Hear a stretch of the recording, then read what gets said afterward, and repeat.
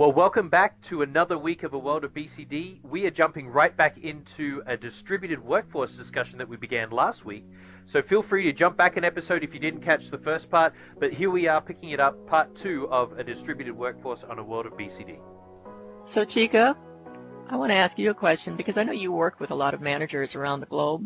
Yes. And how do you maybe talk to them about distributed workforce and the things that can be done, like Jesper's describing, to better work with employees that are now in a distributed environment versus those that show up for an office environment? And I think it's even interesting when Suzanne just described the lack of a break room and what it can do. Yeah. But now you're sending your team out into the world, and like I said, from my perspective, I've had this happen where we were together and then somebody said, well, now you can work from home, and it was kind of just that way, but there was not a lot of different structure put around it. Yeah, I think that there's two kind of angles we can take on that, Deborah. Thank you for that great question. We have, like you said, the flocks that suddenly get pushed out into the wilderness, and you're like, go find yourself. And that same answer that I'm hearing around the workforce around the globe is the same as when somebody enters a distributed team. And that is, I think it all really comes down to expectation and painting a boundary line. So as a manager, what I'm hearing when the flock is dispersed into the wilderness, what really works is when the manager or the leader that's pushed them out into there, like I said, paints a very clear picture of this is my expectation now that you are on distributed time. As probably the three of us could speak to, as many of the listeners could speak to, when you become distributed and you're working at home, the tendency is potentially to even work longer hours because you don't have to sit in traffic for an hour and a half, or, Suzanne, bike 6 minutes down the road. And so therefore, like there are some mornings I'll walk down to the office at 7 o'clock. Whereas if I have to drive into the Atlanta office, there's no way I can usually be in there by 7 o'clock. So I've got an extra hour, or BCD gets an extra hour of my time.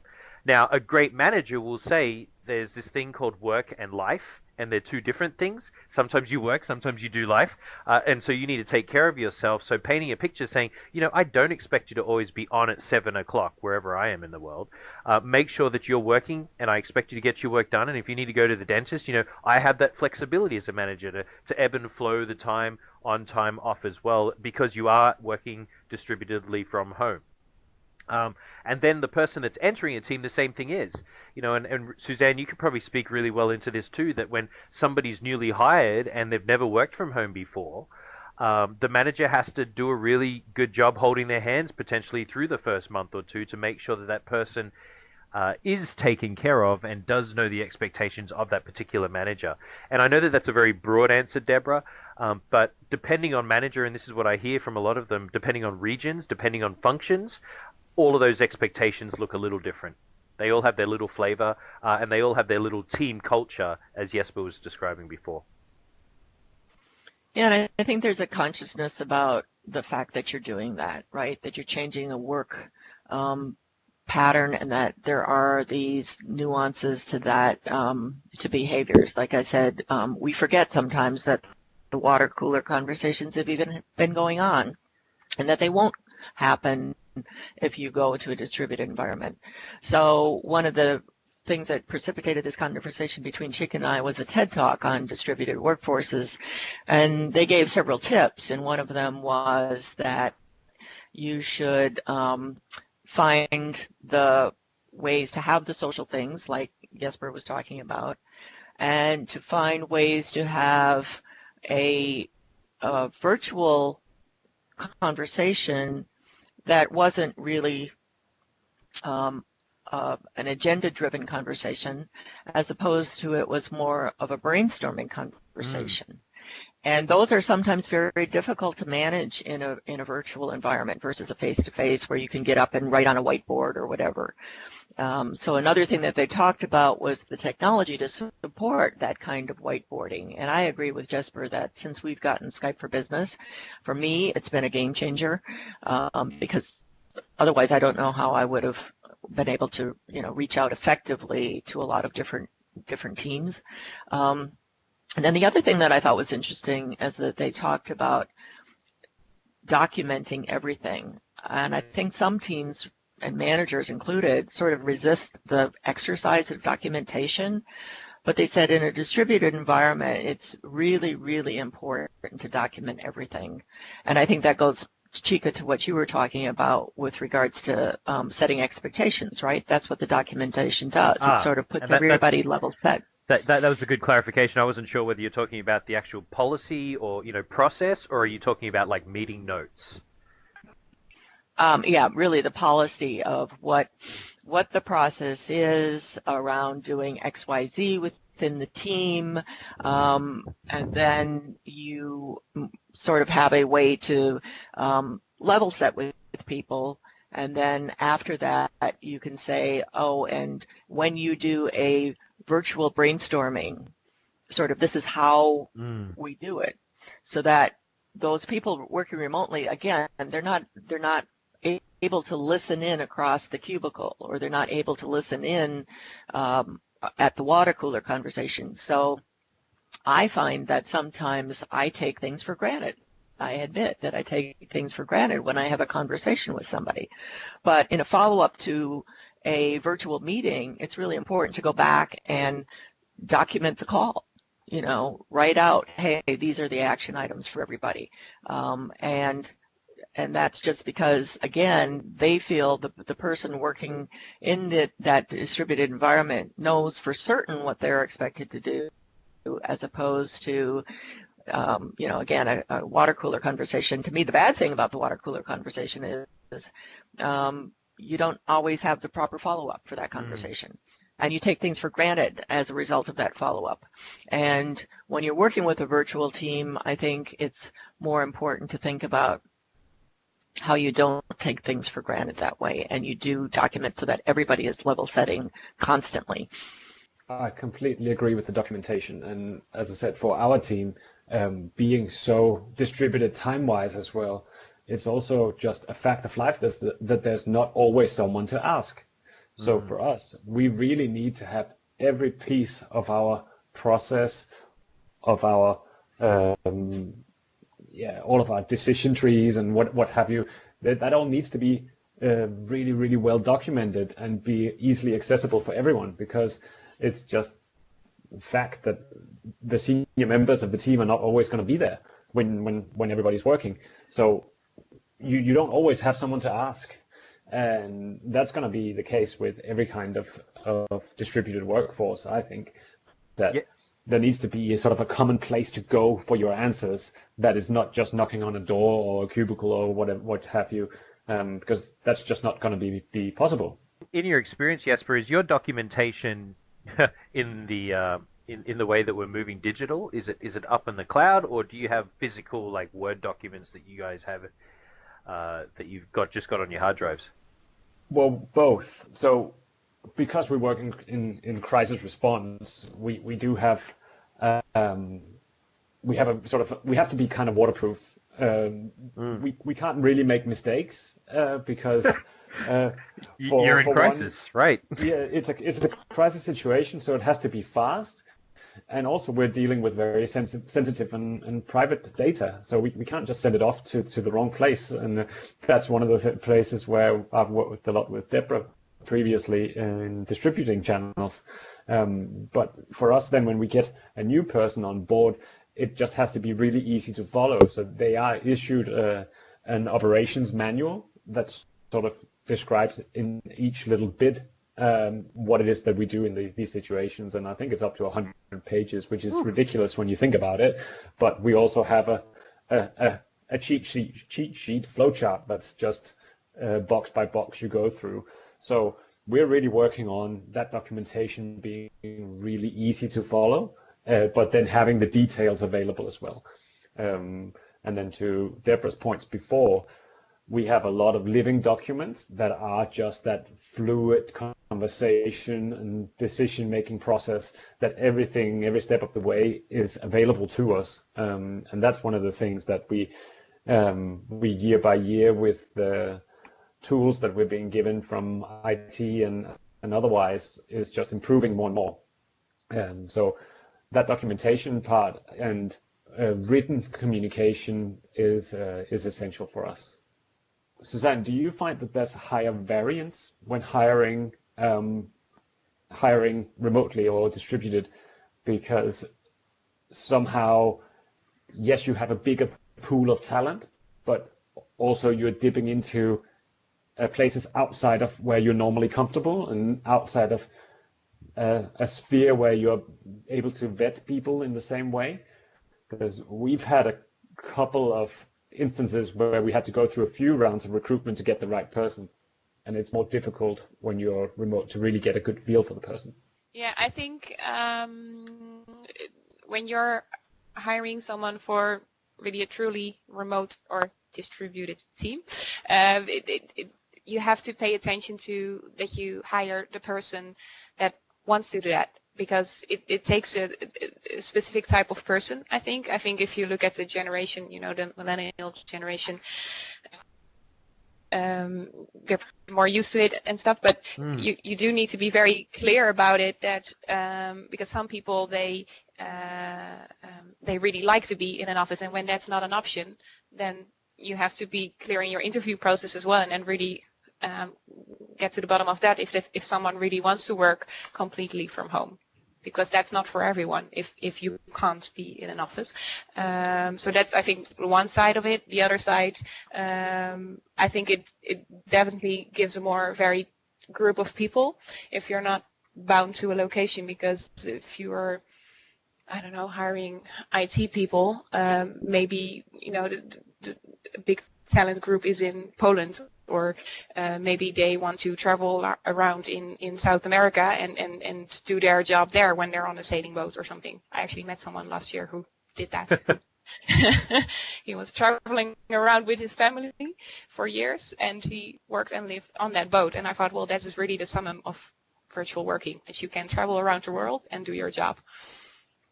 Suzanne, I think you just opened up you piqued my interest there with a couple of comments. Maybe you can speak in your experience now working with working with so many different people you're recruiting, that younger generation. What, in your experience, is their view on the distributed workforce? Do you find that many of them are calling for an office? Are many of them leaning more into I'm fine working virtual? I think they want to have the choice. At least that's my experience, that they want to have the choice to be close to their coworkers if possible, but they also want to have the choice to work from home or go to a coffee shop or something to work there. So I think it's important to offer the flexibility, but also to focus on keeping them engaged, because when you do have someone, when you don't meet your colleagues regularly, then I think you have to invest more time in maybe more events or more meetings where you do have that face-to-face time. It's interesting too, because I've got like a medium in between that. I work with a number of different programs that has that generation coming through, Suzanne, Deborah, and Jesper, and now we're even feeling some of the folks are saying, well, you know what, I really enjoy this. I'm going to become a traveling distributed employee. Whereas I would love to go and work in Europe, for instance, in Poland for a couple of months and then across to Barcelona. What does it matter? Because I'm a distributed work employee, right? And there is, from the HR perspective, we've run into a couple of real big hurdles with that, because we want to support that in the future. We want to allow people to have the freedom to do that if they're getting their work done. But what we run into is obviously the tax piece on that. So for anyone that's listening, if you're thinking, oh, that sounds great, let me go to Costa Rica for 6 months and then I'll jump across to the Canary Islands in Spain for another couple of months, we can't necessarily do that if you're an American employee or not from that country. And Chicka, do you also run into the technology piece? Because I think that from a security standpoint and technology systems, that was the other thing that that TED Talk talked about is, there are technologies now that are coming available that help employees work better in a distributed environment, but there still are issues, and technology can support only to a certain extent, and That's then right. you do have to worry about the security issues with employees being in different parts of the world or working from a minivan someplace in the Midwest of the United States. So I think that presents another set of challenges as well. Most definitely. One of the other topics that they were talking about is the HR component in letting the employee set up their office space and giving people a stipend, if you will, to set up a professional office space. And I think we've all been on calls where the distributed worker has, the background noise of the children in the background, the dogs and the cats, well, not the cats, they don't make noise, but the dogs barking in the background. And that can be disruptive to a meeting. So, but they said that there's a company obligation there somewhat to be able to give people the wherewithal to set up a good working office environment. And that's one of the areas where I see that BCD might be able to actually improve a little bit, is being a little clearer about the policy for that setup. That's right on, Deborah. And I think that across the world it's different, because for instance in Germany there's very strict rules if you work from home that you need to follow, and the company does need to have strong policies in place, whereas in the US it may not be as strict. And as a global, if we come out about 30,000 feet here looking into the 2019 priorities for BCD, one of the big things we're doing under the People banner is looking at what we're referring to as the employee value proposition.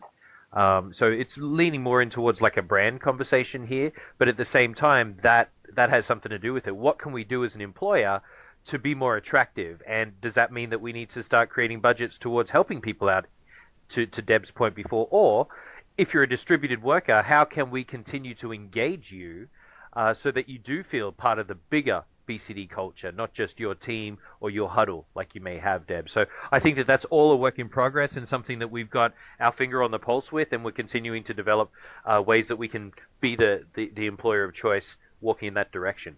Yeah, it's great stuff to think about. I think that's the key on this call, is that we've raised some interesting points here and things that are working today, and how do we make them even better in the future. Yeah, I think it's really interesting, the discussion on distributed as opposed to remote versus close, because as you said previously, in the US it's much more a distributed workforce now, whereas in Europe I feel like you can see that distinction between remote versus close. In Spain, for example, our Barcelona office that you've previously had on the podcast as well, there's lots of things going on at the office, but that just excludes the rest of us that are far away from the office, and we don't get to take part in a lot of the things that are going on for employees. And in Europe as well, there's executives that are traveling around to offices holding talks, and again,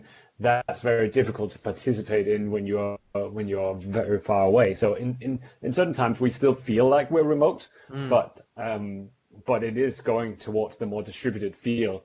And I think with the investments that are being made in logistics and infrastructure platforms, I think we're coming more and more together as distributed workforce as well. And I think it's only going to be more and more, because personally I'm a fringe millennial, and I value this freedom that I've got from working from home more than most anything. And as I said, it was part of making me able to move from one continent to another and keep my same job, which is fantastic. And I'm just grateful that it's possible, and that we live in a time where we can do that. Bring up so many great points, Jesper, there, and I think that as a listener, joining our conversation today, I would love to challenge you with who's responsible. Who's responsible for the culture of your team? Who's responsible for what you feel, and who's responsible for taking action? And I think that individually, all of us can own a little of this. I don't purely believe, and it's not just because I wear the HR and talent hat, that it's always HR's job to do it. I think that it's sometimes the managers, but it's also the individual to re-engage with your manager and have them engage with you to feel like you belong, to create the little rituals that Jesper speaks to create the mindset that Suzanne speaks to. And when we look at this whole distributed workforce as we round the corner to close this conversation, I think that it's an ongoing conversation. from you as an individual contributor to your manager, to the leadership, to the organizations that can help make this a fantastic place to work. Not only the work that we do is fantastic, but we hope that as we go too, that the culture will continue to grow and keep people attracted and attractive as they work for BCD. So for Deborah, thank you for bringing this topic to the table. Jesper and Suzanne, thank you for jumping in with some wonderful thoughts. And to the listeners that are joining us, I'm sure that you have plenty too. I'm going to include in the show notes the TED Talk that Deborah and Jesper and Suzanne were referencing throughout our conversations today. And if you've got any thoughts, feel free to email me. If you want to continue this roundtable with yet another one, bring it on, because we're always looking for great topics on this podcast. Deborah, thank you. Thank you, Chicka. Jesper. Thank you very much for having me. And high five to you, Suzanne. I hope that you have a wonderful happy hour and bike ride home. Don't bike and drink. It could be dangerous. Thank you all for joining us this week, and we look forward to talking to you next week on A World of BCD.